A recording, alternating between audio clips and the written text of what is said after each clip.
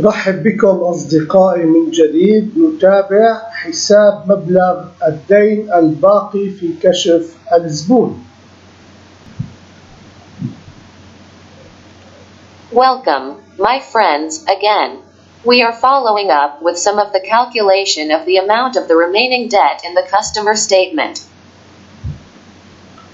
التعديل الذي سوف نقوم به في كشف الزبون هو حساب الطرح بين عمود الدين وعمود الدفعات.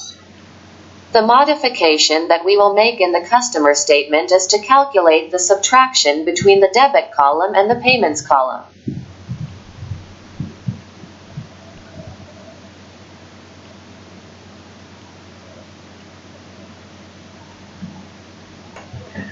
تم تعديل البرنامج إلى أن وصلنا إلى المرحلة الحالية في عدة خطوات ضرورية.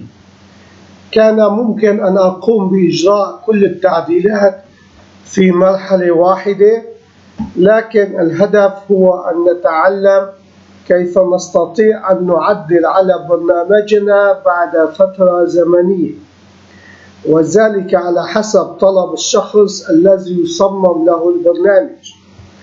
إن هذه الخطوات صعبة، لكن تجعل مننا مبرمجين متمكنين من عملنا. The program was modified until we reached the current stage in several necessary steps. I could have made all the adjustments in one stage, so that the goal is to learn how we can modify our program after a period of time.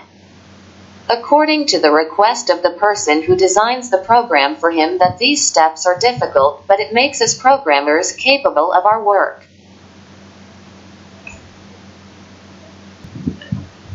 تم إضافة أداة لإظهار ناتج طرح مجموع فواتير الدين من مجموع الدفعات في كشف الزبون.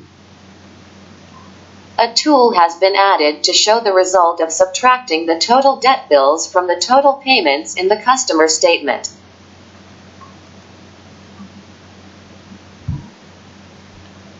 وتم إضافة علاقة رياضية عند إقلاع النموذج تقوم بطرح عمود الدين من عمود الدفعات في خلايا الإكسل. And a mathematical relationship was added when the model was taken off, subtracting the debt column from the payments column in the Excel cells.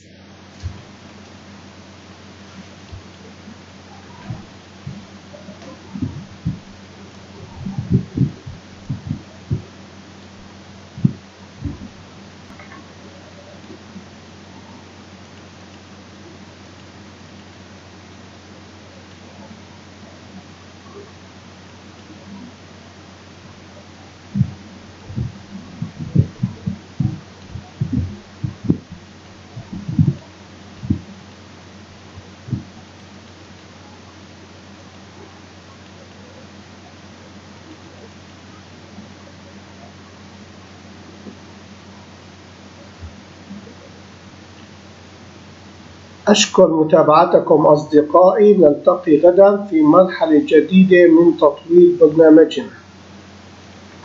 Thank you for watching, my friends.